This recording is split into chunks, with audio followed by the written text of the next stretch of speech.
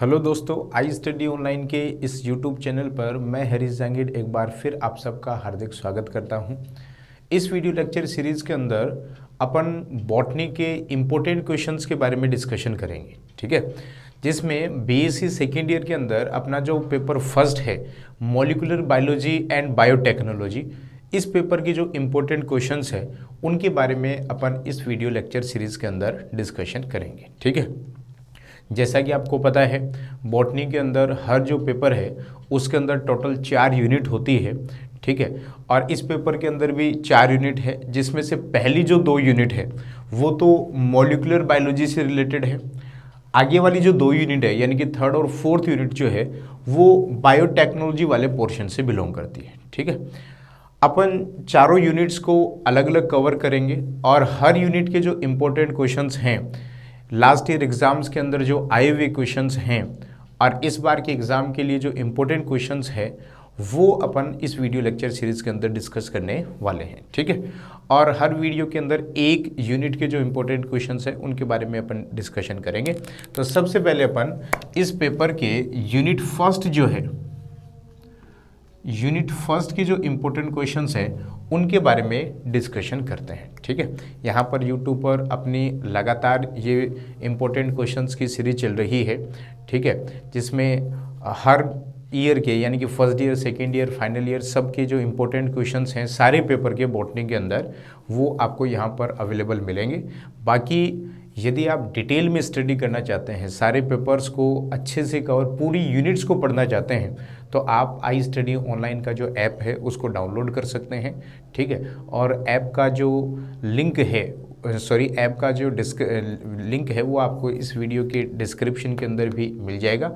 वहाँ से आप ऐप को डाउनलोड करके अपना जो भी यूनिवर्सिटी का जो भी ईयर का कोर्स है हिंदी या इंग्लिश मीडियम के अंदर, वो वहाँ से आप परचेज़ करके अपनी जो डिटेल स्टडी है, चाहे आप पीसीएम यानी कि फिजिक्स केमिस्ट्री मैथ से रिलेटेड हो या फिर सीबीजेड केमिस्ट्री बॉटनी जूलॉजी से रिलेटेड है, आप किसी भी year, first year, second year, final year और किसी भी यूनिवर्सिटी से क्यों ना बिलोंग करते हो, कोई भी आपका मीडियम रहे, चाहे हिंदी हो या इंग्लिश हो, अलग अलग मीडियम के वहाँ पर कोर्स अवेलेबल हैं। आप अपने हिसाब से उस कोर्स को परचेज़ करके लगातार अपनी जो स्टडी है वो कर सकते हैं, ठीक है।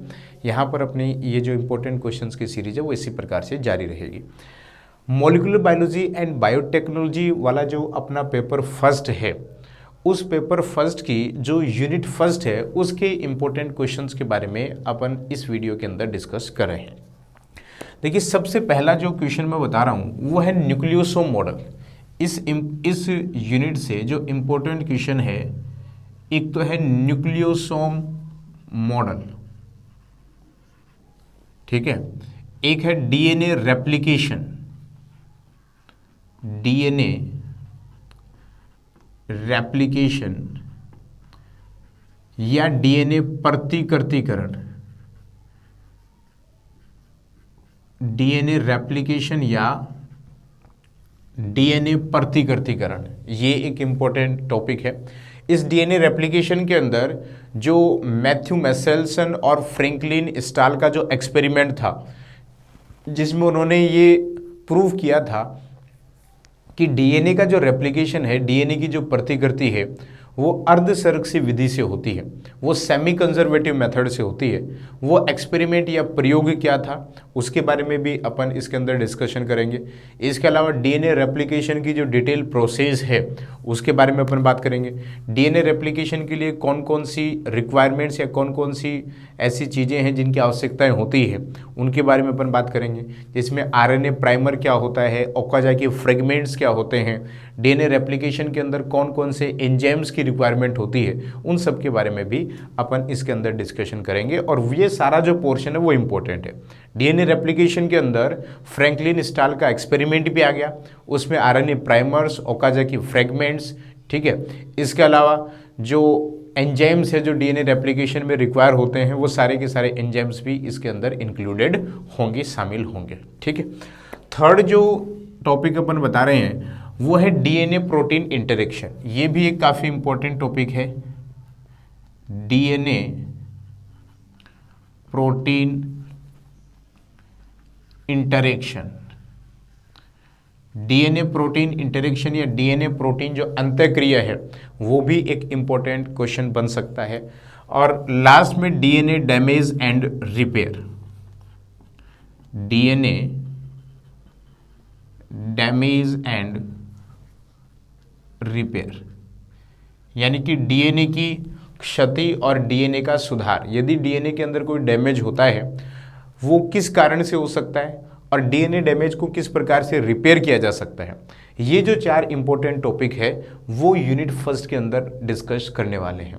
यदि आप ये चारों टॉपिक क्लियर कर लेते हैं तो आपका इस यूनिट से जो एक बड़ा वाला क्वेश्चन है वो 100% यहाँ से कवर हो जाएगा। ठीक है, तो एक एक करके अपन इनके बारे में बात करते हैं। सबसे पहले अपन बात करते हैं न्यूक्लियोसोम मॉडल के बारे में।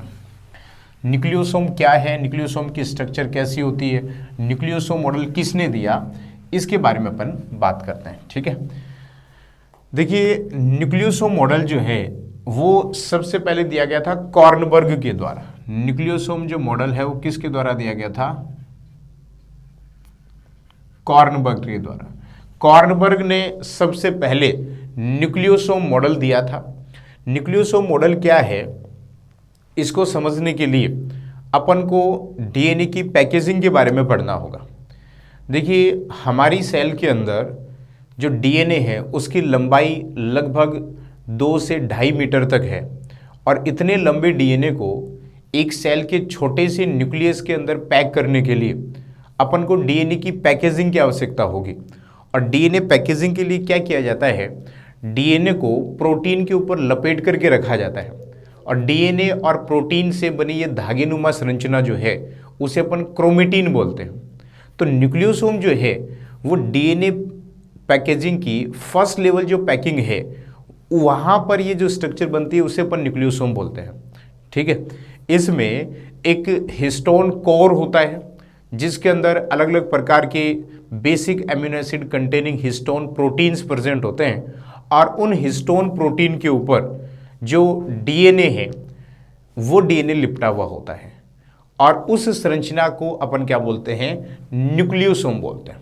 ठीक है, तो न्यूक्लियोसोम के अंदर अपन क्या बताते हैं कि एक हिस्टोन कोर होता है जिसे हिस्टोन ऑक्टामर या हिस्टोन अष्टक कहा जाता है और इस हिस्टोन ऑक्टामर के ऊपर नेगेटिव चार्ज डीएनए जो है वो लिपटा हुआ होता है। ठीक है, जैसे मान लीजिए ये हिस्टोन ऑक्टामर है और इस हिस्टोन ऑक्टामर के ऊपर इस प्रकार से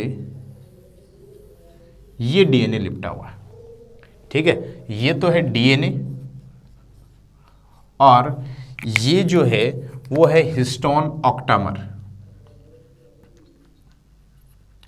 हिस्टोन ऑक्टामर। तो हिस्टोन ऑक्टामर या हिस्टोन अष्टक के ऊपर ये डीएनए लिपटा हुआ है और इससे ये जो स्ट्रक्चर बन रही है इसे अपन न्यूक्लियोसोम बोलते हैं। और ऐसे बहुत सारे न्यूक्लियोसोम यूकेरियोटिक सेल के न्यूक्लियस के अंदर प्रेजेंट होते हैं। तो डीएनए की पैकिंग में जो फर्स्ट लेवल स्ट्रक्चर होती है वो न्यूक्लियोसोम होती है और न्यूक्लियोसोम मॉडल को समझाने का काम कॉर्नबर्ग ने किया था। ये जो हिस्टोन ऑक्टामर है वो अलग अलग हिस्टोन प्रोटीन की इकाइयों से मिलकर के बनते हैं जिसके अंदर H2A, H2B, H3 और H4, ये जो 4 हिस्टोन प्रोटीन की इकाइयां हैं H2A, H2B, H3 और H4, इन चारों की 2-2 यूनिट्स। ठीक है, हर हिस्टोन की 2 यूनिट होती है तो टोटल कितनी हो जाएंगी, 8। टोटल 8 हिस्टोन प्रोटीन से मिलकर के इस हिस्टोन ऑक्टामर का निर्माण होता है। इसीलिए देखो इसको नाम हिस्टोन ऑक्टामर या हिस्टोन अष्टक दिया गया है। ठीक है, तो हिस्टोन ऑक्टामर के अंदर H2A, H2B, H3 और H4 चारों जो हिस्टोन प्रोटीन्स हैं उनकी 2-2 यूनिट्स होती है और इस प्रकार से 8 हिस्टोन ऑक्टामर मिलकर के हिस्टोन कोर बनाते हैं। और इस हिस्टोन ऑक्टामर के अंदर लाइसिन और आर्जिनिन, लाइसिन एंड आर्जिनिन जो बेसिक अमीनो एसिड है, लाइसिन और आर्जिनिन जो बेसिक अमीनो एसिड है, क्षारीय अमीनो अम्ल है, इनकी अधिकता पाई जाती है। इस हिस्टोन ऑक्टामर के अंदर लाइसिन और आर्जिनिन जो बेसिक अमीनो एसिड है, जो क्षारीय अमीनो अम्ल है, उनकी अधिकता इस हिस्टोन ऑक्टामर में पाई जाती है। और लाइसिन और आर्जिनिन जो अमीनो एसिड है वो पॉजिटिव चार्ज्ड अमीनो एसिड है, बेसिक और पॉजिटिव चार्ज अमीनो एसिड है। और आपको पता है डीएनए के अंदर, डीएनए के स्ट्रक्चर के अंदर आपने पढ़ा है, डीएनए के ऊपर फॉस्फेट की वजह से नेगेटिव चार्ज होता है। डीएनए एसिडिक नेचर का है, इसके ऊपर नेगेटिव चार्ज है due to presence of phosphate. और लाइसिन और आर्जिनिन अमीनो एसिड की वजह से हिस्टोन अष्टक या हिस्टोन ऑक्टामर के ऊपर पॉजिटिव चार्ज होता है। तो नेगेटिव चार्ज जो डीएनए है वो आसानी से पॉजिटिव चार्ज इस हिस्टोन ऑक्टामर के ऊपर लिपट करके रहता है, और इससे ये जो स्ट्रक्चर बनती है उसे अपन बोलते हैं न्यूक्लियोसोम। इस न्यूक्लियोसोम का जो डायमीटर है वो अप्रोक्सीमेट 11 नैनोमीटर होता है। इस न्यूक्लियोसोम के डायमीटर की यदि अपन बात करें तो अप्रोक्सीमेट 11 नैनोमीटर इसका डायमीटर होता है। और एक न्यूक्लियोसोम के ऊपर लगभग 146 बेस पेयर डीएनए लिपटा हुआ होता है, या एक हिस्टोन ऑक्टामर के ऊपर 146 बेस पेयर डीएनए लिपटा हुआ होता है। यानी कि एक न्यूक्लियोसोम में जो डीएनए की साइज होती है वो 146 बेस पेयर होती है। ठीक है जी। और ये जो डीएनए एक हिस्टोन ऑक्टामर के ऊपर लिपटा हुआ है वो लगभग 1.75 चक्र, यानी कि पूरे 2 चक्र भी इस हिस्टोन ऑक्टामर के ऊपर डीएनए के कंप्लीट नहीं होते। 1.75 चक्र जो है वो इस डीएनए के हिस्टोन ऑक्टामर के चारों तरफ होते हैं। ठीक है जी, आगे यहां तक बात समझ में। और इस प्रकार से बहुत सारे न्यूक्लियोसोम जब सेल इंटरफेज अवस्था में होती है तो उस समय बहुत सारे न्यूक्लियोसोम जो है वो न्यूक्लियस के अंदर प्रेजेंट होते हैं। और ये जो स्ट्रक्चर है वो इस प्रकार से दिखाई देते हैं जैसे किसी डोरी के अंदर मोतियों को पिरो रखा हो, जिसे अपन क्रोमेटीन बोलते हैं। ठीक है, जैसे मान लीजिए ये हिस्टोन ऑक्टामर, ये हिस्टोन ऑक्टामर, ये इधर हिस्टोन ऑक्टामर, और इनके ऊपर ये जो डीएनए है वो इस प्रकार से लिपटा हुआ है। ठीक है, और 2 न्यूक्लियोसोम को आपस में जोड़ने वाला जो डीएनए है वो कहलाता है लिंकर डीएनए। 2 न्यूक्लियोसोम को आपस में जोड़ने वाला डीएनए क्या कहलाएगा? लिंकर डीएनए कहलाएगा। ठीक है, और इन हिस्टोन ऑक्टामर के अलावा भी न्यूक्लियोसोम के अंदर एक और हिस्टोन पाया जाता है जिसका नाम है H1 हिस्टोन। और ये जो H1 हिस्टोन है वो इस हिस्टोन ऑक्टामर के ऊपर इस डीएनए को टाइटली बांधे रखने में हेल्प करता है। ठीक है, जैसे मान लीजिए यहां पर इस प्रकार से एक और हिस्टोन है जिसे अपन H1 हिस्टोन बोल रहे हैं। H1 हिस्टोन हिस्टोन ऑक्टामर का पार्ट नहीं है, ये अलग से इस डीएनए को इस हिस्टोन ऑक्टामर के ऊपर एक्स्ट्रा स्टेबिलिटी प्रोवाइड करने के लिए, अतिरिक्त स्थायित्व प्रदान करने के लिए ये H1 हिस्टोन जो है वो यहां पर पाया जा रहा है। आगे बात समझ में। ठीक है, और इस न्यूक्लियोसोम में H1 हिस्टोन जुड़ने के बाद में इस स्ट्रक्चर को क्रोमेटोसोम कहा जाता है। H1 हिस्टोन जुड़ने के बाद में इस स्ट्रक्चर को क्या कहेंगे? क्रोमेटोसोम बोलेंगे। ठीक है, तो ये अपना न्यूक्लियोसोम मॉडल है। इसके बारे में सारी जो डिटेल अपन ने पढ़ी है वो आपको यहाँ पर मेंशन कर देनी है यदि न्यूक्लियोसोम मॉडल से क्वेश्चन आता है। कई बार न्यूक्लियोसोम सोलेनोइड मॉडल से भी क्वेश्चन आता है। तो ये जो न्यूक्लियोसोम है वही आगे चल करके और ज़्यादा कॉम्पैक्ट होकर के सोलेनोइड का फॉर्मेशन करता है, जिसके अंदर लगभग 6 जो न्यूक्लियोसोम है वो आपस में इस प्रकार से अरेंज होते हैं और उस स्ट्रक्चर को अपन सोलेनोइड बोलते हैं। ठीक है, तो या तो न्यूक्लियोसोम मॉडल या न्यूक्लियोसोम सोलेनोइड मॉडल से क्वेश्चन आता है, तो वहां पर ये सारी चीज़ें जो है वो आपको मेंशन करनी है, डायग्राम भी बनाना है उसके अंदर, और उसके अंदर आपको ये सारी थ्योरी भी लिखनी है। ठीक है, ये जब न्यूक्लियोसोम स्ट्रक्चर होती है, ये सेल डिवीजन में जब इंटरफेज अवस्था है उस समय ये न्यूक्लियोसोम जैसी स्ट्रक्चर दिखाई देती है। लेकिन सेल डिवीजन की जब माइटोसिस या डिवीजन फेज आएगी उस समय यही न्यूक्लियोसोम जो है वो और ज़्यादा कंडेंस होकर के लास्ट में इससे क्रोमोसोम या गुणसूत्र का निर्माण हो जाता है। ठीक है जी। तो क्रोमोसोम या गुणसूत्र जो बनते हैं वो केवल और केवल डिवीजन फेज के समय बनते हैं। विभाजन प्रावस्था के समय ही गुणसूत्र या क्रोमोसोम्स का निर्माण होता है। जब सेल नॉर्मल इंटरफेज अवस्था में है उस समय उसका जो डीएनए है वो क्रोमेटिन की फॉर्म में होता है। ठीक है, तो डीएनए की फर्स्ट लेवल ऑफ पैकेजिंग के अंदर जो फर्स्ट स्ट्रक्चर बनती है उसे अपन न्यूक्लियोसोम बोलते हैं। न्यूक्लियोसोम कैसे बना, क्या इसकी स्ट्रक्चर होती है, ये सारी चीजें अपन यहाँ पर पढ़ ली है। ठीक, नेक्स्ट जो क्वेश्चन है, नेक्स्ट जो अपना टॉपिक है इस यूनिट के अंदर वो है डीएनए रेप्लिकेशन। तो डीएनए रेप्लिकेशन क्या होता है? डीएनए रेप्लिकेशन के लिए मैथ्यू मेसेल्सन और फ्रैंकलिन स्टाल का जो एक्सपेरिमेंट है उसके बारे में अपन चर्चा करते हैं।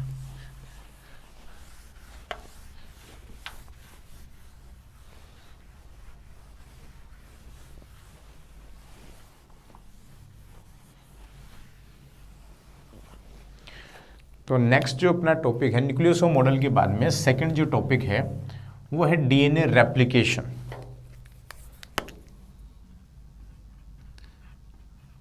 डीएनए रेप्लिकेशन या डीएनए प्रतिकृतिकरण।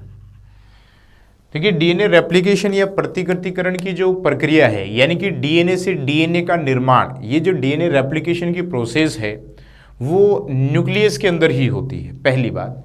दूसरा, डीएनए रेप्लिकेशन सेल डिवीजन की एस जो प्रावस्था है, इंटरफेज की आपको पता है 3 सब फेज या 3 उपावस्थाएं होती है, G1, S और G2। उसमें से जो S उपावस्था है उसके अंदर डीएनए का रेप्लिकेशन होता है, डीएनए का प्रतिकृतिकरण होता है। ठीक है, न्यूक्लियस के अंदर होगा। ठीक है, अब डीएनए रेप्लिकेशन किस तरीके से होता है?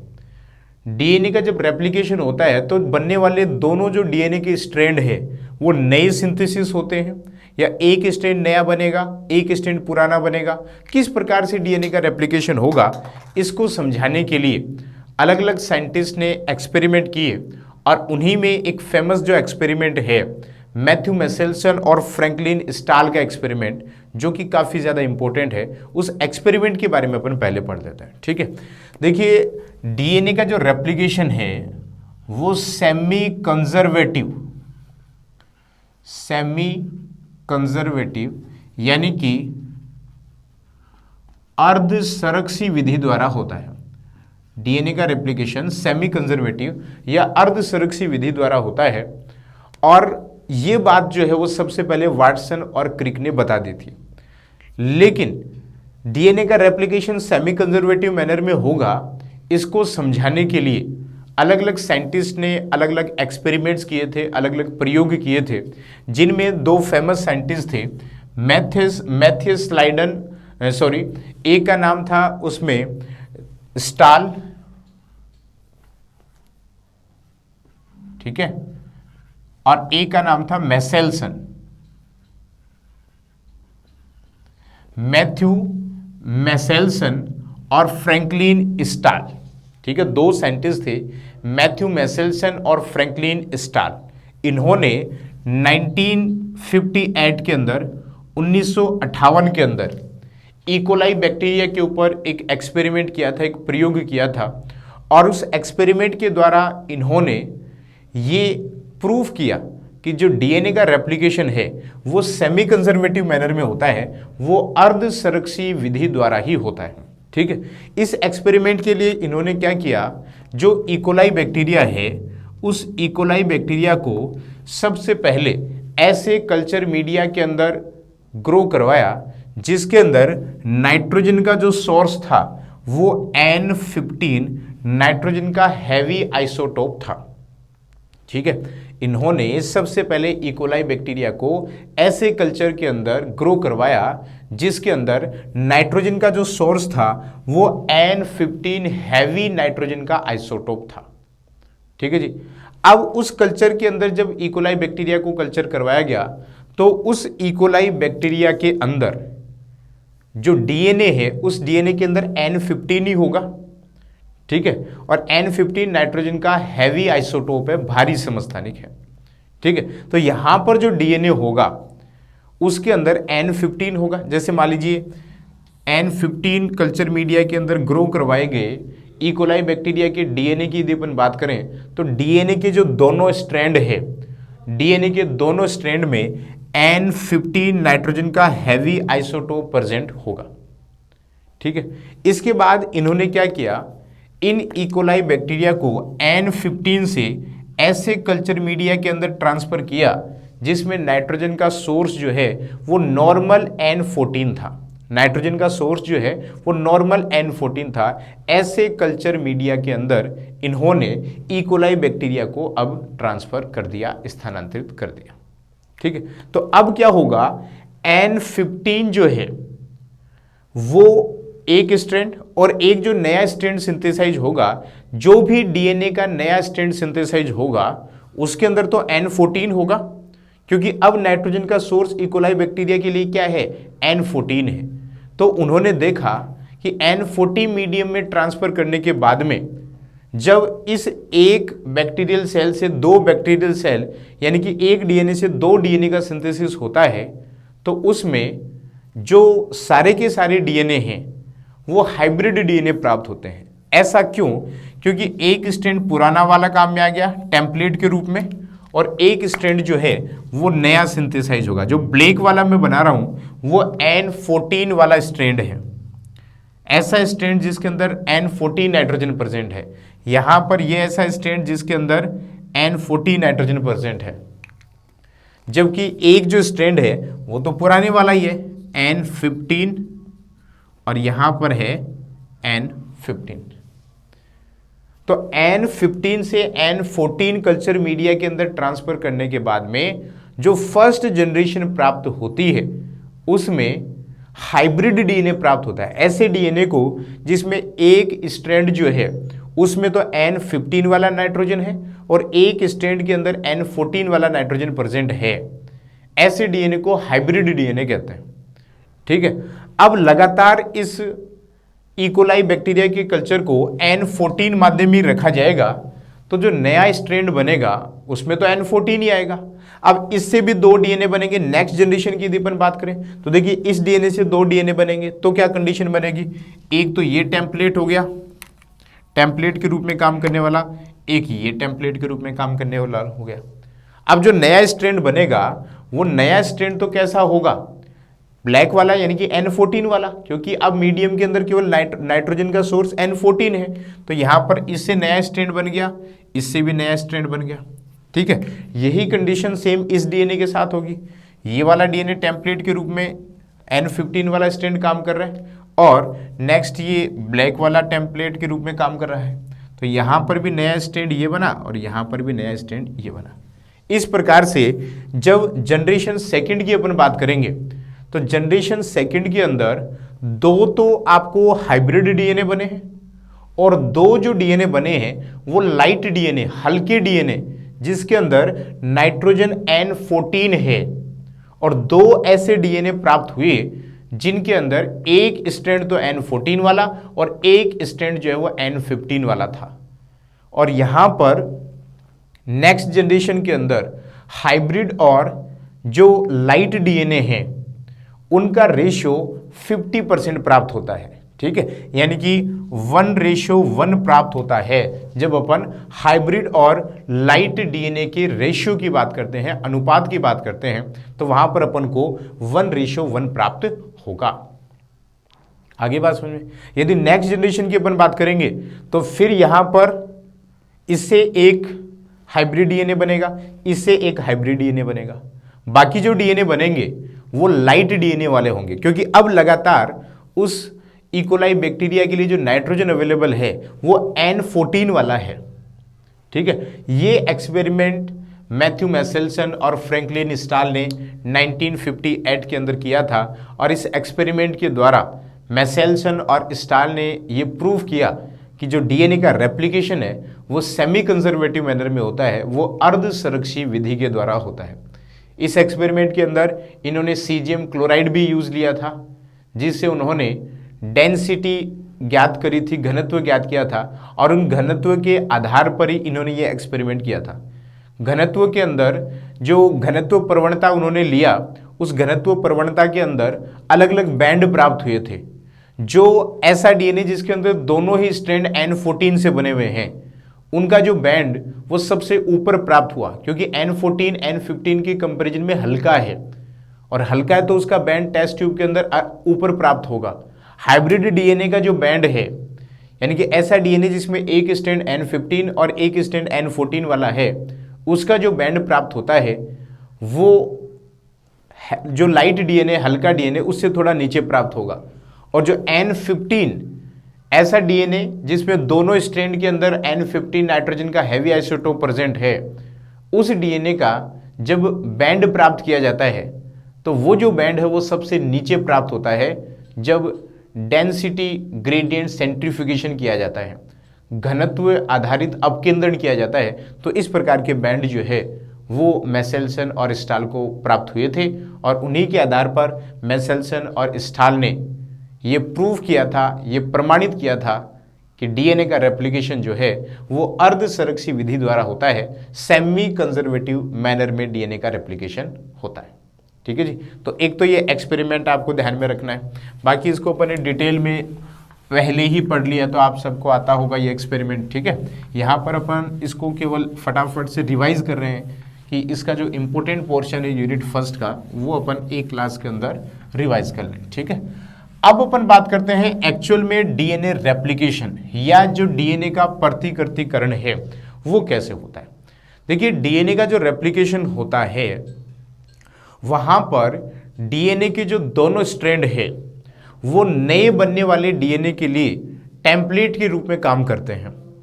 डीएनए रेप्लिकेशन में डीएनए पॉलीमरेज एंजाइम का महत्वपूर्ण रोल होता है, लेकिन डीएनए पॉलीमरेज एंजाइम के अलावा भी बहुत सारे ऐसे एंजाइम्स हैं जिनकी डीएनए रेप्लिकेशन के अंदर महत्वपूर्ण भूमिका होती है। ठीक है, जैसे मान लीजिए ये डबल स्ट्रैंडेड डीएनए है, ये डीएनए के दोनों स्ट्रैंड जो है उनके नाइट्रोजनी बेस आपस में हाइड्रोजन बॉन्ड द्वारा जुड़े हुए हैं। जब डीएनए का रेप्लिकेशन होगा तो उस समय कुछ डीएनए जो है उसके हाइड्रोजन बॉन्ड को ब्रेक करके दोनों स्ट्रैंड को इस प्रकार से ओपन किया जाएगा, खोला जाएगा, और ये जो स्ट्रक्चर बनती है उसे रेप्लिकेशन फॉर्क कहा जाता है, प्रतिकृति द्विशाख कहा जाता है, जिसके ऊपर नए डीएनए का निर्माण शुरू होगा। जैसे मान लीजिए ये वाला जो डीएनए का स्ट्रैंड है वो 5 से 3 प्राइम वाला स्ट्रैंड है, ये वाला डीएनए का स्ट्रैंड 3 से 5 प्राइम वाला डीएनए का स्ट्रैंड है। ठीक है, अब जो नया डीएनए सिंथेसिस होगा वो इन डीएनए के स्ट्रैंड को ही टेम्पलेट के रूप में यूज करके सिंथेसिस होगा। डीएनए का एक स्ट्रैंड ऐसा होता है जिसके ऊपर डीएनए का जो रेप्लिकेशन है वो लगातार यानी कि कॉन्टिन्यूअस होता है। डीएनए का दूसरा स्ट्रैंड ऐसा होगा जिसके ऊपर डीएनए का रेप्लिकेशन कॉन्टिन्यूअस ना होकर के डिसकॉन्टिन्यूअस होता है, छोटे छोटे फ्रैगमेंट्स या टुकड़ों के रूप में डीएनए का रेप्लिकेशन होता है। हालांकि डीएनए का रेप्लिकेशन हमेशा 5 से 3 प्राइम डायरेक्शन के अंदर ही होगा। डीएनए का जो रेप्लिकेशन होता है वो अपनी 5 से 3 प्राइम डायरेक्शन के अंदर ही होगा। देखिए यहाँ पर भी 5 से 3 प्राइम डायरेक्शन के अंदर डीएनए का रेप्लिकेशन हो रहा है, यहाँ पर भी 5 से 3 प्राइम डायरेक्शन के अंदर ही डीएनए का रेप्लिकेशन हो रहा है। आगे बात समझ में? ठीक है, ये तो है डीएनए रेप्लिकेशन या डीएनए प्रतिकृतिकरण की प्रोसेस। नॉर्मल यदि अपन देखें तो इस प्रकार से डीएनए का रेप्लिकेशन होता है। यहां पर जिस स्ट्रैंड के ऊपर डीएनए का रेप्लिकेशन कॉन्टिन्यूअस होता है उसे तो लीडिंग स्ट्रैंड कहा जाता है। उस स्ट्रैंड को तो क्या कहेंगे? लीडिंग स्ट्रैंड कहेंगे। ठीक है, और जिस स्ट्रैंड के ऊपर डीएनए का रेप्लिकेशन छोटे छोटे फ्रैगमेंट्स या टुकड़ों के रूप में हो रहा है उस स्ट्रैंड को लैगिंग स्ट्रैंड कहा जाता है। Lagging strand. ठीक है, और लैगिंग स्ट्रैंड के ऊपर जो डीएनए रेप्लिकेशन के समय छोटे छोटे फ्रैगमेंट्स या टुकड़े बन रहे हैं उन्हें ओकाजाकी फ्रैगमेंट्स कहा जाता है। ये जो फ्रैगमेंट्स हैं इनको सबसे पहले 1960 के अंदर अमेरिकन साइंटिस्ट ओकाजाकी ने डिस्कवर किया था और इसीलिए इनको ओकाजाकी फ्रैगमेंट्स कहा जाता है। इन फ्रैगमेंट्स या इन खंडों को ओकाजाकी फ्रेगमेंट्स कहा जाता है। और ये जो ओकाजाकी फ्रेगमेंट्स हैं, ये लास्ट में जब डीएनए का रेप्लिकेशन कंप्लीट हो जाएगा तो इनको आपस में डीएनए लाइगेज एंजाइम द्वारा जोड़ दिया जाएगा। ये तो नॉर्मल सी प्रोसेस है डीएनए रेप्लिकेशन की। अब देखिए डीएनए रेप्लिकेशन के लिए क्या क्या चीज़ें रिक्वायर होती है, किन चीज़ों की ज़रूरत होती है जब अपन डीएनए रेप्लिकेशन करते हैं, डीएनए का प्रतिकृतिकरण होता है। उसके लिए एक तो आपको डीएनए के जो ओल्ड स्ट्रैंड है वो चाहिए जो टेम्पलेट के रूप में काम करेंगे, ठीक है। इसके अलावा कुछ न्यूक्लियोटाइड्स जो है उनकी भी आवश्यकता होती है, जिसमें मुख्यतः 4 प्रकार के न्यूक्लियोटाइड्स होंगे। Deoxy adenosine triphosphate, deoxy guanosine triphosphate, deoxy cytidine triphosphate, ठीक है। इसके अलावा एडेनिन, ग्वानिन, साइटोसिन के अलावा डीएनए के अंदर थाइमिन भी तो प्रेजेंट होता है, तो डीऑक्सी थाइमिडीन ट्राइफॉस्फेट, ये न्यूक्लियोटाइड जो है, ये डीऑक्सी न्यूक्लियोटाइड जो है वो डीएनए रेप्लिकेशन के समय रिक्वायरमेंट होती है उनकी, ठीक है। इसके अलावा कुछ एंजाइम्स की रिक्वायरमेंट भी होगी। एंजाइम्स में कौन कौन से, जैसे आपने पढ़ा होगा डीएनए हेलिकेज एंजाइम की आवश्यकता होती है। इसके अलावा टोपोआइसोमरेज एंजाइम, एसएसबी प्रोटीन की आवश्यकता होती है, ठीक है। इसके अलावा लाइगेज एंजाइम की आवश्यकता होती है, डीएनए पॉलीमरेज एंजाइम की आवश्यकता होती है। डीएनए पॉलीमरेज के अंदर भी अलग अलग 3 प्रकार के डीएनए पॉलीमरेज होते हैं, DNA polymerase first, DNA polymerase second, DNA polymerase third. इसमें डीएनए पॉलीमरेज फर्स्ट और सेकंड जो है वो तो डीएनए रिपेयरिंग में काम आते हैं, जबकि डीएनए पॉलीमरेज थर्ड जो है वो एक्चुअल में डीएनए रेप्लिकेशन करने वाला एंजाइम है, ठीक है।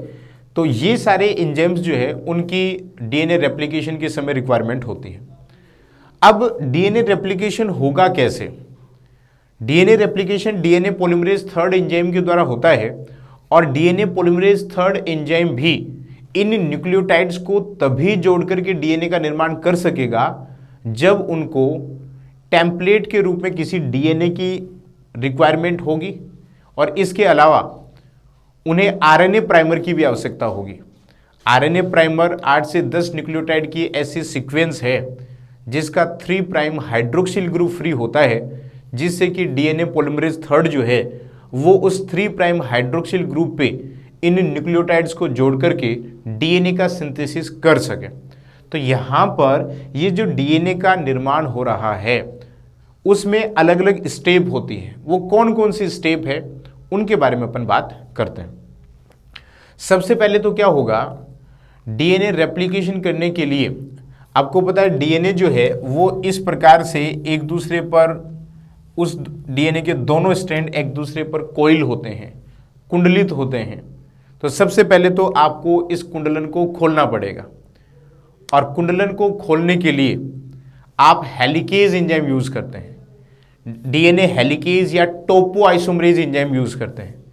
डीएनए हेलिकेज एंजाइम क्या करेगा, इस डीएनए की ये जो कुंडलन है, कोइलिंग है, इसको ओपन करेगा, डीएनए के दोनों स्ट्रैंड्स के बीच में जो हाइड्रोजन बॉन्डिंग है उसको ब्रेक करेगा हेलिकेज एंजाइम, और ब्रेक करके इस डीएनए को इस प्रकार से यह ओपन कर देगा, ठीक है। ये लीजिए, एक साथ सारे डीएनए को अनवाइंड नहीं किया जाएगा। डीएनए अनवाइंडिंग जो है वो छोटे छोटे फ्रैगमेंट्स के रूप में, छोटे छोटे टुकड़ों के अंदर डीएनए का रेप्लिकेशन होगा। ऐसा नहीं है कि एक सेल के न्यूक्लियस के अंदर जितना डीएनए उसका एक साथ रेप्लिकेशन हो जाएगा। अनवाइंडिंग की जो प्रोसेस है वो छोटे छोटे फ्रैगमेंट्स में होगी, और फ्रैगमेंट से ये जो वाई शेप की स्ट्रक्चर बन रही है इसे रेप्लिकेशन फॉर्क कहा जाएगा, ठीक है। तो इस प्रकार से डीएनए की अनवाइंडिंग होगी हेलिकेज एंजाइम के द्वारा। कहीं पर डीएनए के अंदर थोड़ा बहुत कोइलिंग या थोड़ा बहुत कुंडलन यदि बचा है तो टोपोआइसोमरेज एंजाइम क्या करता है, डीएनए के ये जो स्ट्रैंड है उन स्ट्रैंड के अंदर जो फॉस्फोडाइएस्टर बॉन्ड प्रेजेंट होता है उसको ब्रेक करके कहीं पर यदि थोड़ा बहुत कुंडलन बचा है तो उस कुंडलन को समाप्त करने का काम जो है वो टोपोआइसोमरेज एंजाइम का होगा। उसके बाद में ये जो डीएनए के स्ट्रैंड बने हैं उन डीएनए के स्ट्रैंड पर एसएसबी प्रोटीन बाइंड हो जाएंगे, ठीक है। उन डीएनए के स्ट्रैंड पर क्या बाइंड हो जाएगा, SSB protein, single strand binding protein. और ये सिंगल स्ट्रैंड बाइंडिंग प्रोटीन ऐसे प्रोटीन है जिनका काम, ये जो डीएनए के दोनों स्ट्रैंड अनवाइंड हुए हैं वो वापस से कोइलिंग ना कर लें, उनमें वापस से हाइड्रोजन बॉन्डिंग ना हो जाए, इसको रोकने का काम जो है वो इन SSB प्रोटीन्स का होता है। ठीक है, इसके बाद में क्या होगा, इसके बाद में आरएनए प्राइमर का निर्माण होगा। आरएनए प्राइमर जैसा कि मैंने बताया, आरएनए के 8 से 10 न्यूक्लियोटाइड के ऐसे सीक्वेंस हैं जिनका 3 प्राइम हाइड्रोक्सिल ग्रुप फ्री होगा और उस 3 प्राइम हाइड्रोक्सिल ग्रुप पे ही डीएनए पॉलीमरेज थर्ड एंजाइम जो है वो इन न्यूक्लियोटाइड्स को जोड़ करके डीएनए का सिंथेसिस करेगा। जैसे मान लीजिए ये लीडिंग स्ट्रैंड है, तो लीडिंग स्ट्रैंड के ऊपर जो आरएनए प्राइमर जुड़ेगा वो अलग प्रकार का होगा। जैसे यहां पर ये अपन बता रहे हैं कि ये आरएनए प्राइमर है जिसका ये वाला 5 प्राइम एंड है और ये वाला यहां पर 3 प्राइम एंड है। ये आरएनए प्राइमर है। ये क्या है, आरएनए प्राइमर। आरएनए प्राइमर पर भी कई बार शॉर्ट नोट पूछा गया है। तो आरएनए प्राइमर क्या है, 8 से 10 न्यूक्लियोटाइड की ऐसी सीक्वेंस जिसका 3 प्राइम हाइड्रोक्सिल ग्रुप फ्री होता है और डीएनए पॉलीमरेज एंजाइम को इन न्यूक्लियोटाइड्स को ऐड करने के लिए आरएनए प्राइमर की आवश्यकता होती है। बिना आरएनए प्राइमर्स के डीएनए का रेप्लिकेशन शुरू नहीं हो सकता। ठीक है, तो आरएनए प्राइमर लीडिंग स्ट्रैंड पर भी चाहिए होगा और लैगिंग स्ट्रैंड पर भी आरएनए प्राइमर की आवश्यकता होती है, लेकिन लीडिंग और लैगिंग दोनों स्ट्रैंड्स पर आरएनए प्राइमर का निर्माण अलग अलग एंजाइम के द्वारा होता है। यदि अपन बात करें लीडिंग स्ट्रैंड की, तो लीडिंग स्ट्रैंड के ऊपर जो आरएनए बनाया जाता है वो डीएनए डिपेंडेंट आरएनए पॉलीमरेज के द्वारा बनाया जाता है, जबकि लैगिंग स्ट्रैंड के ऊपर जो आरएनए प्राइमर्स बनाए जाते हैं उनका निर्माण डीएनए प्राइमेज नामक एंजाइम के द्वारा होता है। ठीक है, तो लीडिंग स्ट्रैंड के ऊपर अलग आरएनए प्राइमर बनाएगा एंजाइम, जो दूसरा एंजाइम है, यानी कि आरएनए जो पॉलीमरेज अपन बता रहे हैं, जबकि लैगिंग स्ट्रैंड पर आरएनए जो डीएनए प्राइमेज एंजाइम है उसके द्वारा आरएनए प्राइमर बनेंगे। तो यहां पर भी आरएनए प्राइमर बनेंगे, ये छोटे छोटे आरएनए प्राइमर मैं यहां पर दिखा रहा हूं, और यहां पर भी बनेंगे। आरएनए प्राइमर आकर के जुड़ गया। आरएनए प्राइमर जुड़ने के बाद में डीएनए पॉलीमरेज थर्ड एंजाइम जो है वो इन न्यूक्लियोटाइड्स को ऐड करता जाता है 3 प्राइम एंड के हाइड्रोक्सिल ग्रुप पर, और इस प्रकार से 5 से 3 प्राइम डायरेक्शन की तरफ डीएनए का सिंथेसिस होता रहता है। अब यहां पर लैगिंग स्ट्रैंड के ऊपर डीएनए का जो सिंथेसिस है वो छोटे छोटे फ्रेगमेंट्स के रूप में हुआ है। इसका कारण यह है कि डीएनए के दोनों स्ट्रैंड एंटी पैरेलल होते हैं, प्रति समानांतर होते हैं। एक 5 से 3 प्राइम डायरेक्शन में है, दूसरा 3 से 5 प्राइम डायरेक्शन में है। तो डीएनए के दोनों स्ट्रैंड या दोनों रज्जुक जो है वो एक दूसरे के एंटी पैरेलल है, प्रति समानांतर है। और यही वजह है कि डीएनए के एक स्ट्रैंड के ऊपर डीएनए छोटे छोटे फ्रेगमेंट्स के रूप में सिंथेसाइज हो रहा है। और इन फ्रेगमेंट्स की डिस्कवरी सबसे पहले ओकाजाकी ने की थी, इसलिए इन्हें ओकाजाकी फ्रेगमेंट्स कहा जाता है। ये जो ओकाजाकी फ्रेगमेंट्स है वो यूकेरियोट्स के अंदर भी प्रेजेंट होते हैं और वो प्रोकैरियोट्स के अंदर भी प्रेजेंट होते हैं। प्रोकैरियोटिक डीएनए के रेप्लिकेशन के दौरान जो ओकाजाकी फ्रेगमेंट्स बनते हैं उनकी साइज बड़ी होती है, वो 1000 से 2000 न्यूक्लियोटाइड सीक्वेंस की साइज होती है, जबकि यूकेरियोट्स के अंदर जो ओकाजाकी फ्रेगमेंट्स है उनकी साइज छोटी है, वो 100 से 200 न्यूक्लियोटाइड लंबी डीएनए की सीक्वेंस होती है ओकाजाकी फ्रेगमेंट्स की। जब पूरा कंप्लीट डीएनए सिंथेसाइज हो जाएगा तो उसके बाद में ये जो ओकाजाकी फ्रेगमेंट्स हैं, ये जो ओकाजाकी खंड हैं, इन ओकाजाकी खंड या फ्रेगमेंट्स के बीच में जो गैप बच गया है उस गैप को डीएनए पॉलीमरेज फर्स्ट और सेकंड जो है उनके द्वारा भर दिया जाएगा। मेनली डीएनए पॉलीमरेज फर्स्ट के द्वारा ये काम किया जाता है। उसके बाद में इन फ्रेगमेंट्स के जो निक है उनको डीएनए लाइगेज एंजाइम द्वारा आपस में जोड़ दिया जाता है, और इस प्रकार से डीएनए का रेप्लिकेशन या प्रतिकृतिकरण जो है वो कंप्लीट होता है। सारा का सारा डीएनए एक साथ सिंथेसाइज नहीं होगा। डीएनए का सिंथेसिस इस प्रकार से छोटे छोटे फ्रैगमेंट्स के रूप में हो रहा है। एक साथ डीएनए अनवाइंड भी नहीं होता, क्योंकि एक साथ डीएनए को अनवाइंड करने के लिए बहुत ज़्यादा एनर्जी की रिक्वायरमेंट होती है। हेलिकेज टोपोआइसोमरेज एंजाइम जो है वो इसी ऐसे ही डीएनए को अनवाइंड नहीं करेंगे, उनको एटीपी की रिक्वायरमेंट होती है। और सेल के पास एक साथ इतनी एटीपी नहीं है कि वो सारे के सारे डीएनए को एक साथ अनवाइंड कर दें, एक साथ विकुंडलित कर दें ताकि डीएनए का रेप्लिकेशन हो जाए। ठीक है जी। तो इस प्रकार से ये डीएनए रेप्लिकेशन की अपनी प्रोसेस है। डीएनए रेप्लिकेशन के अंदर दो क्वेश्चंस बन सकते हैं। एक तो मैथ्यू मेसेल्सन और फ्रैंकलिन स्टाल का जो प्रयोग है DNA replication semi conservative manner या अर्धसरक्षी विधि से होता है, इसको समझाने के लिए मैथ्यू मेसेल्सन और फ्रैंकलिन स्टाल का जो एक्सपेरिमेंट है, एक तो वो काफ़ी ज़्यादा इंपॉर्टेंट है, और उस एक्सपेरिमेंट के अलावा डीएनए रेप्लिकेशन की जो सारी प्रोसेस है जो अपन ने यहाँ पर डिस्कस की है, ठीक है, वहाँ पर अपन ने ऑलरेडी ऐप के ऊपर डिटेल वीडियोज इसके बनाए हैं, जिनमें अपन ने अलग अलग पूरी जो डीएनए रेप्लिकेशन की प्रोसेस है उसको डिटेल से पढ़ा है। डीएनए रेप्लिकेशन के लिए क्या क्या रिक्वायरमेंट होती है, तो एंजाइम्स के बारे में भी अपन ने वहाँ पर डिटेल से पढ़ा है, जैसे डीएनए हेलिकेज टोपोआइसोमरेज एंजाइम है, ठीक है, एसएसबी प्रोटीन है, डीएनए पॉलीमरेज, इसमें 3 टाइप होते हैं, डीएनए पॉलीमरेज फर्स्ट, सेकंड और थर्ड। इसके अलावा डीएनए लाइगेज एंजाइम है, ठीक है। इन सारे एंजाइम्स के बारे में अपन ने वहाँ पर डिस्कस डिटेल से किया है। इसके अलावा आरएनए प्राइमर क्या होता है, ओकाजाकी फ्रेगमेंट्स क्या होते हैं, इनके बारे में भी अपन ने वहाँ पर डिटेल से डिस्कशन कर लिया था। यहाँ पर ब्रीफ में शॉर्ट वे के अंदर डीएनए रेप्लिकेशन को अपन ने समझ लिया है। उम्मीद करता हूँ ये आपको समझ में आ गया होगा। और डीएनए रेप्लिकेशन से कैसे क्वेश्चन आता है, या तो सेमी कंजर्वेटिव मैनर वाला क्वेश्चन पूछ लिया जाता है, या डीएनए रेप्लिकेशन की पूरी प्रोसेस पूछ ली जाती है जिसमें सारी स्टेप्स आपको लिखनी है, या कई बार शॉर्ट नोट टाइप के जो क्वेश्चंस हैं उसमें जैसे डीएनए पॉलीमरेज एंजाइम के बारे में पूछ लिया, तो आपको डीएनए पॉलीमरेज एंजाइम क्या होता है, कैसे रेप्लिकेशन करेगा, इसके कितने टाइप है, कौन से पॉलीमरेज का क्या काम है, ये सारी चीज़ें वहाँ पर आपको मेंशन करनी होगी।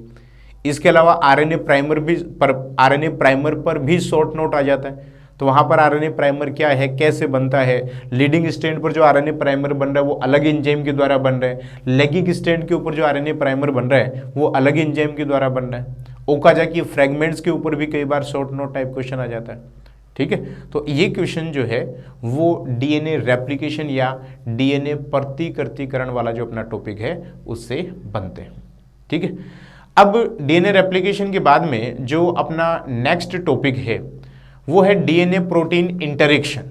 डीएनए प्रोटीन इंटरेक्शन के बारे में अपन चर्चा करते हैं कि डीएनए और प्रोटीन की जो इंटरेक्शन है, अंतःक्रिया जो है वो किस तरीके से होती है, ठीक है। तो डीएनए प्रोटीन इंटरेक्शन कितने टाइप की होगी, डीएनए प्रोटीन इंटरेक्शन के लिए कौन कौन से बॉन्ड होते हैं, डीएनए प्रोटीन इंटरेक्शन का क्या फंक्शन है, इन सब के बारे में अपन बात करते हैं।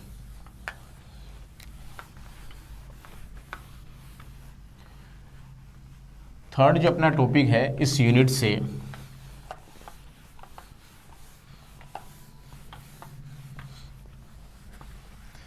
डीएनए प्रोटीन इंटरेक्शन, उसके बारे में अपन चर्चा करते हैं।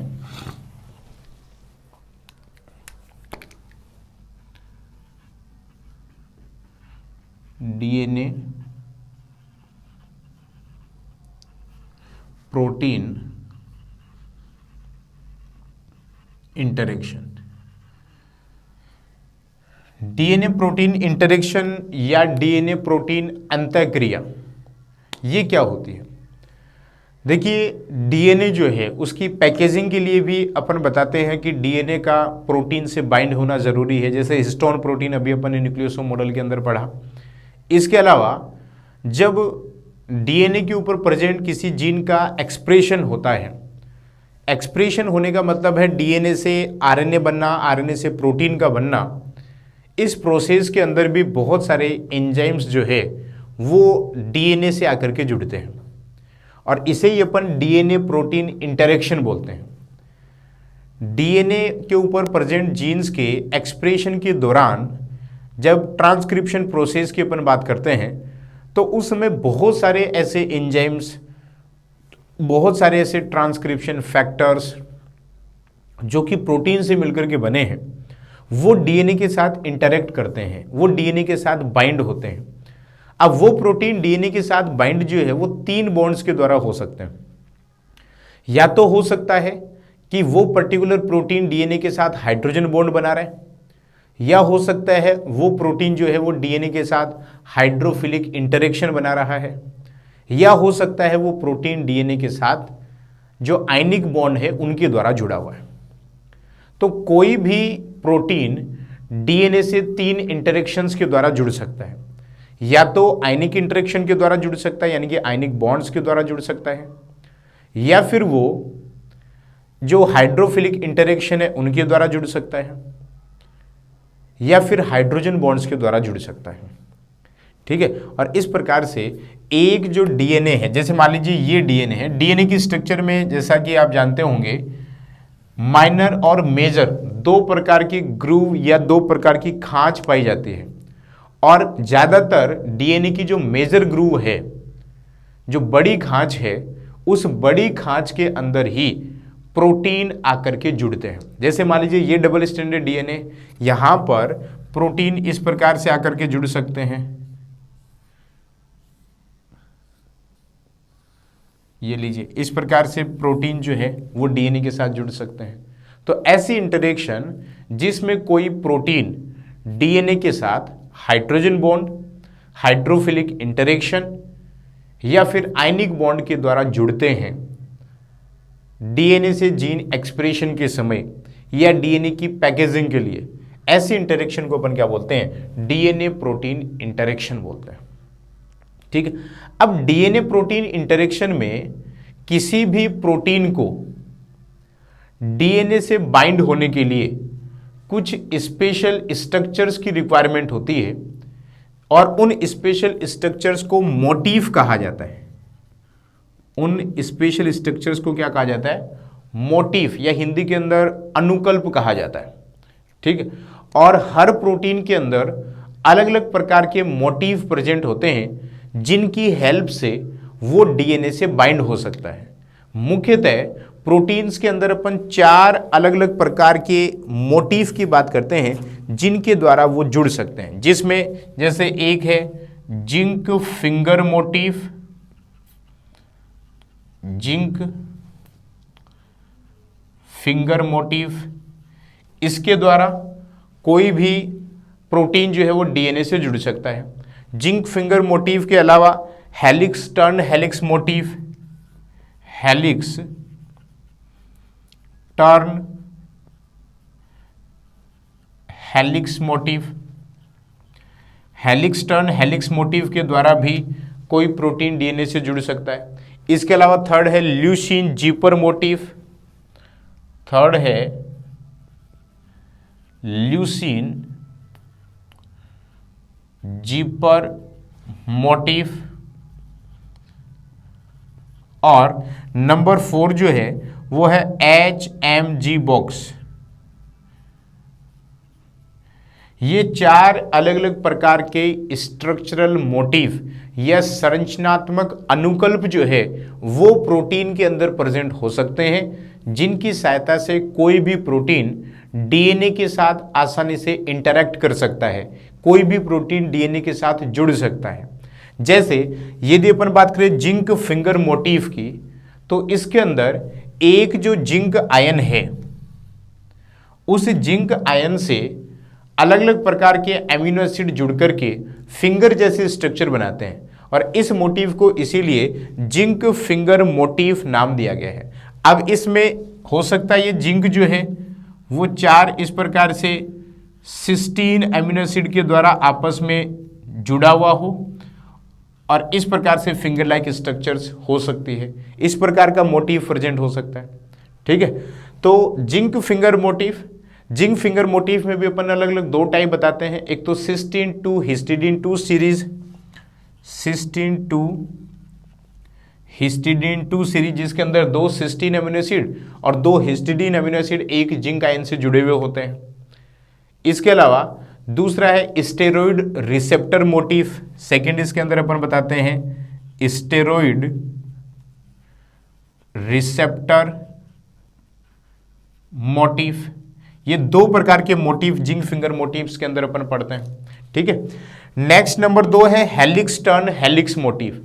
इसके अंदर दो अल्फा हेलिक्स जो है प्रोटीन के अंदर, वो एक टर्न के द्वारा आपस में जुड़े हुए होते हैं। जैसे मान लीजिए ये एक अल्फा हेलिक्स है, फिर एक टर्न आ गया, और फिर ये दूसरा अल्फा हेलिक्स इस प्रकार से जुड़ा हुआ है। दो अल्फा हेलिक्स किसी टर्न के द्वारा आपस में जुड़े हुए हैं, ऐसे मोटिफ को हेलिक्स टर्न हेलिक्स मोटिफ या HTH मोटिफ कहा जाता है। आई बात समझ में, ठीक है। तो ये दूसरा मोटिफ हो गया कौन सा, हेलिक्स टर्न हेलिक्स मोटिफ। तीसरा मोटिफ है ल्यूसीन जीपर मोटिफ। ल्यूसीन जीपर मोटिफ के अंदर क्या होता है, दो अल्फा हेलिक्स जिसके अंदर हर छठे से सातवां अमीनो एसिड जो है वो ल्यूसीन अमीनो एसिड होता है, और ऐसे दो अल्फा हेलिक्स आपस में जुड़ करके ल्यूसीन जीपर मोटिफ का निर्माण करते हैं। और वहां पर जो बेसिक अमीनो एसिड है, जो पॉजिटिव चार्ज वाले अमीनो एसिड है, वो तो डीएनए से इंटरेक्ट होते हैं, डीएनए से जुड़ते हैं। जैसे ये एक अल्फा हेलिक्स, ये दूसरा अल्फा हेलिक्स, ये एन टर्मिनस, ये इसका सी टर्मिनस, इसी प्रकार से यहां पर एन सी टर्मिनस। हर जो छठे से सातवां अमीनो एसिड है वो ल्यूसीन है, और यहां पर पॉजिटिव चार्ज अमीनो एसिड इस प्रकार से एक तरफ इकट्ठा हो जाते हैं, और ये जो स्ट्रक्चर है वो डाइमर के फॉर्म में प्रेजेंट होती है, और इसे ल्यूसीन जीपर मोटिफ कहा जाता है, ठीक है। थर्ड है HMG बॉक्स। HMG बॉक्स जो है वो भी एक स्पेशल टाइप का मोटिफ है, और ये जो मोटिफ है वो स्पेशली 3 अल्फा हेलिक्स द्वारा बना हुआ होता है, और ये तीनों अल्फा हेलिक्स एक लूप के द्वारा आपस में जुड़े हुए होते हैं। HMG बॉक्स भी स्पेशल प्रकार का मोटिफ है जो कि प्रोटीन्स में, ऐसे प्रोटीन्स में पाया जाएगा जो replication, transcription, DNA repair, DNA recombination, इनके अंदर जो प्रोटीन्स या एंजाइम्स यूज होते हैं उनमें HMG बॉक्स देखने को मिलता है, ठीक है जी।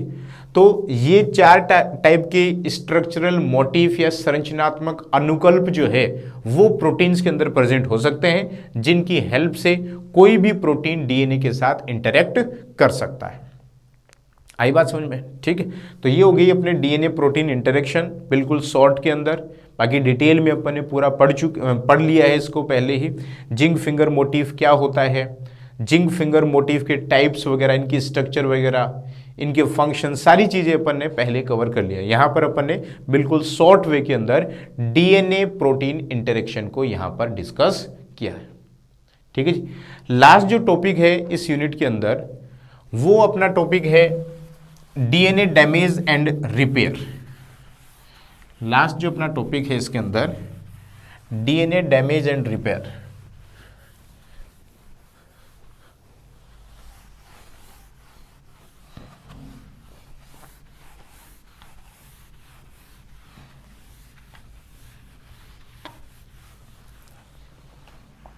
तो लास्ट टॉपिक इस यूनिट का डीएनए डैमेज एंड रिपेयर, उसके बारे में अपन बात करते हैं।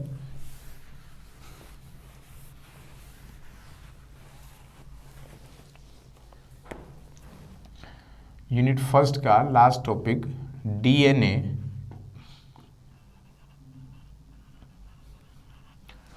डैमेज एंड रिपेयर, ठीक है। डीएनए डैमेज और रिपेयर। सबसे पहले तो डीएनए डैमेज क्या होता है।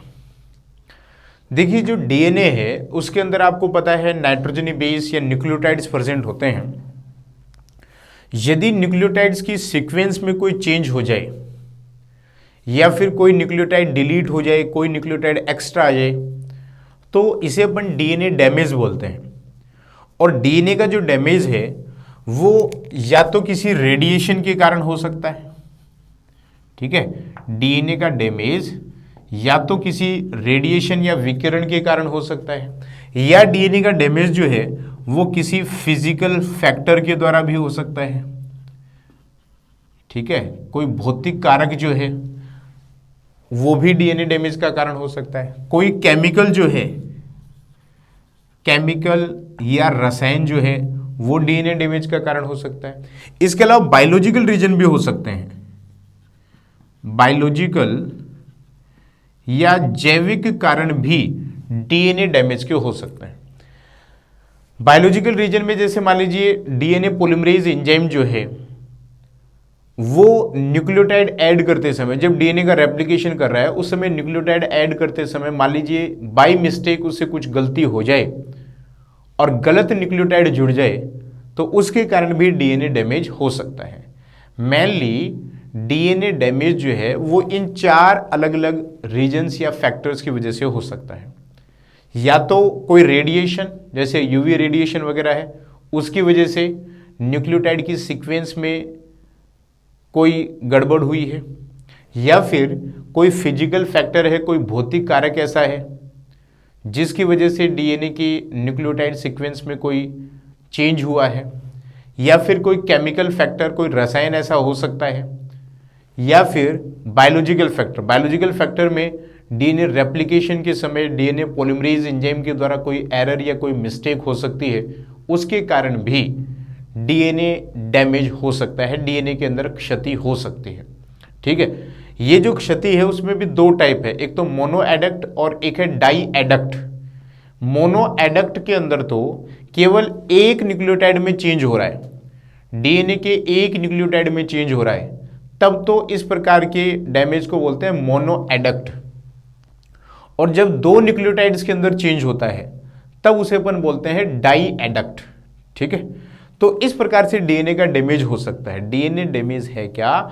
डीएनए की जो पहले से प्रेजेंट न्यूक्लियोटाइड सीक्वेंस है उस न्यूक्लियोटाइड सीक्वेंस में किसी भी प्रकार का कोई चेंज हो जाए, थाइमिन डाइमर का फॉर्मेशन हो जाए। नॉर्मली आपको पता है डीएनए के अंदर एडेनिन थाइमिन से डबल बॉन्ड द्वारा जुड़ता है, ग्वानिन साइटोसिन से ट्रिपल बॉन्ड के द्वारा जुड़ता है।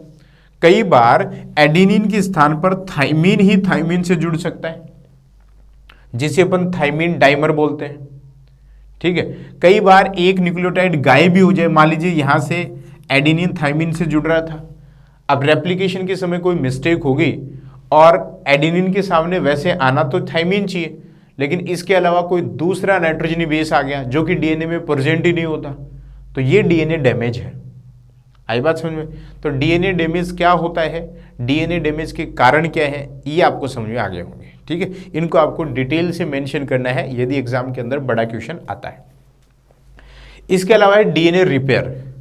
अब डीएनए डैमेज तो हो गया, डीएनए के अंदर कोई त्रुटि तो हो गई, अब उस डैमेज को रिपेयर कैसे किया जाए, उस डैमेज को ठीक कैसे किया जाए, और इसके लिए हमारी सेल के अंदर एक वेल डेवलप्ड मॉलिक्यूलर मशीनरी होती है जिसके द्वारा डीएनए के अंदर होने वाले डैमेज या एरर को ठीक किया जा सकता है। ठीक है, अब वो रिपेयर मशीनरी कौन कौन सी है उसके बारे में अपन बात करते हैं।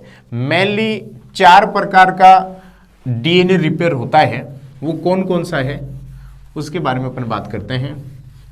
सबसे पहला जो डीएनए रिपेयर का मैकेनिज्म है वो है excision repair. Excision repair, base excision repair भी जिसे कहा जाता है, बेस एक्सिशन रिपेयर। ठीक है, इसमें क्या होगा, जो गलत नाइट्रोजनी बेस जुड़ा है उसको सबसे पहले न्यूक्लियस एंजाइम द्वारा हटाया जाएगा। न्यूक्लियस एंजाइम द्वारा गलत नाइट्रोजनी बेस को हटाने के बाद में जो सही नाइट्रोजनी बेस है उसको डीएनए पॉलीमरेज के द्वारा इंट्रोड्यूस करवाया जाएगा। इस प्रकार की रिपेयर मशीनरी को बेस एक्सिशन रिपेयर मशीनरी कहा जाता है। ठीक है, यहां पर ये इतना सिंपल मैकेनिज्म नहीं है, बहुत सारे एंजाइम्स की रिक्वायरमेंट इस समय होती है जब बेस एक्सिशन रिपेयर होता है, जिसमें किसी रॉन्ग नाइट्रोजनी बेस या न्यूक्लियोटाइड को पहले हटाया जाता है, रिमूव किया जाता है, और उसके बाद में जो सही न्यूक्लियोटाइड या नाइट्रोजनी बेस है उसको डीएनए के अंदर जोड़ा जाता है। ठीक है, ये तो है base excision repair machinery. Second जो रिपेयर मशीनरी है उसके अंदर अपन एक बात करते हैं प्रोसेस फोटो रीएक्टिवेशन या photo activation. Photo reactivation. Photo reactivation के अंदर क्या करते हैं, जनरली डीएनए के अंदर कहीं पर यदि थाइमीन थाइमीन डाइमर का फॉर्मेशन हो गया है, थाइमीन और थाइमीन नाइट्रोजनी बेस आपस में जुड़ गए हैं किसी स्ट्रैंड के ऊपर, तो उस थाइमीन थाइमीन डाइमर को ब्रेक करने का काम कुछ सेल्स के अंदर फोटो रीएक्टिवेशन प्रोसेस के द्वारा किया जाता है, जिसमें विशिष्ट एंजाइम विजिबल लाइट की प्रेजेंस में एक्टिव होकर डीएनए थाइमीन थाइमीन डाइमर को मोनोमर के अंदर कन्वर्ट कर देता है। जैसे मान लीजिए ये यहां पर थाइमीन थाइमीन डाइमर बन गया है, तो कुछ स्पेसिफिक लाइट सेंसिटिव एंजाइम्स होते हैं जो विजिबल लाइट या दृश्य प्रकाश की उपस्थिति में इस थाइमीन थाइमीन डाइमर को ब्रेक करने का काम करते हैं, और इस प्रोसेस को अपन बोलते हैं फोटो रीएक्टिवेशन। इस प्रोसेस को अपन क्या बोलेंगे, फोटो रीएक्टिवेशन बोलेंगे। ठीक है, तो बेस एक्सीशन रिपेयर, नेक्स्ट जो सेकंड आपका प्रोसेस हो गया वो है फोटो रीएक्टिवेशन। ठीक है, इसके अलावा एक जो रिपेयर मशीनरी है वो SOS रिपेयर भी होता है, SOS रिपेयर, जिसका फुल फॉर्म है सेव आवर सोल रिपेयर। ज्यादातर प्रोकैरियोटिक सेल्स के अंदर जब सारी रिपेयर मशीनरी यूज हो चुकी है, उसके बाद भी डीएनए डैमेज ठीक नहीं हुआ है, तो ऐसी कंडीशन में वहां पर लास्ट में एक रिपेयर मशीनरी काम आती है जिसे SOS रिपेयर कहा जाता है। इस रिपेयर मशीनरी में प्रोकैरियोट्स के अंदर अलग अलग प्रकार के एंजाइम कॉम्प्लेक्स बनते हैं, अलग अलग प्रकार के प्रोटीन्स जो हैं वो क्या करते हैं कि लास्ट में आकर के उस डीएनए डैमेज को ठीक करने का काम करते हैं, और इस रिपेयर मशीनरी को SOS रिपेयर कहा जाता है। इस प्रकार की प्रोसेस को क्या कहेंगे, SOS रिपेयर कहेंगे। ठीक है जी, तो इस प्रकार से डीएनए का रिपेयर अपन अलग अलग तरीके से कर सकते हैं, जिसमें बेस एक्सीशन रिपेयर है, जिसमें एक न्यूक्लियोटाइड एक्सीशन रिपेयर भी है, NER न्यूक्लियोटाइड एक्सीशन रिपेयर, जिसमें पूरा का पूरा न्यूक्लियोटाइड जो है उसको ही कट किया जाता है। यहाँ पर तो केवल नाइट्रोजनी बेस जो है उसको हटाया जा रहा है, यहाँ पर पूरा का पूरा न्यूक्लियोटाइड ही कट करके उसकी जगह नया न्यूक्लियोटाइड जोड़ा जा रहा है। ठीक है, तो base excision repair, nucleotide excision repair, photo reactivation, SOS repair, ये कुछ रिपेयर मशीनरी भी पाई जाती है जो कि डैमेज हुए डीएनए को ठीक करने का काम करते हैं, रिपेयर करने का काम करते हैं। ठीक है, इस डीएनए डैमेज और रिपेयर को आपको डिटेल में पढ़ लेना है। ठीक है, तो इस प्रकार से यूनिट फर्स्ट के जो इंपॉर्टेंट क्वेश्चंस हैं वो अपने कंप्लीट होते हैं। यूनिट फर्स्ट का जो इंपॉर्टेंट क्वेश्चन वाला पोर्शन है उसके सारे जो क्वेश्चन, सारे जो टॉपिक्स है उनको अपन ने ब्रीफ के अंदर यहाँ पर रिवाइज कर लिया है। ठीक है, तो यूनिट फर्स्ट से 4 क्वेश्चंस की अपन ने बात करी है। Nucleosome model, DNA replication, DNA replication के अंदर ध्यान रखना जो मैथ्यू मेसेल्सन और फ्रैंकलिन स्टाल का सेमी कंजर्वेटिव मेथड वाला एक्सपेरिमेंट है वो भी उसके अंदर आ गया, डीएनए रेप्लिकेशन की प्रोसेस भी आ गई, डीएनए पॉलीमरेज एंजाइम्स भी आ गए। इसके अलावा जो बाकी आरएनए प्राइमर ओकाजा की फ्रेगमेंट्स क्या होते हैं, है ना, इसके अलावा डीएनए प्रोटीन इंटरेक्शन और डीएनए डैमेज एंड रिपेयर, ये 4 टॉपिक्स जो है इनके बारे में अपन ने यूनिट फर्स्ट के अंदर डिस्कस किया है। ठीक है, तो इस प्रकार से यूनिट फर्स्ट जो है उसके इंपॉर्टेंट क्वेश्चंस कंप्लीट होते हैं। आज के लिए अपन इतना ही पढ़ेंगे। ठीक है, उम्मीद करता हूँ कि ये वीडियो लेक्चर आपको पसंद आया होगा। ठीक है, इस पेपर के जो ये अपना पेपर है मॉलिक्यूलर बायोलॉजी एंड बायोटेक्नोलॉजी, इस पेपर की बाकी जो नेक्स्ट 3 यूनिट है, unit second, unit third, unit 4, इनकी इंपॉर्टेंट क्वेश्चंस के बारे में चर्चा अपन नेक्स्ट वीडियो लेक्चर्स के अंदर करेंगे। ठीक है, तो आज के लिए इतना ही, मिलते हैं नेक्स्ट नए वीडियो लेक्चर के साथ, तब तक के लिए थैंक यू।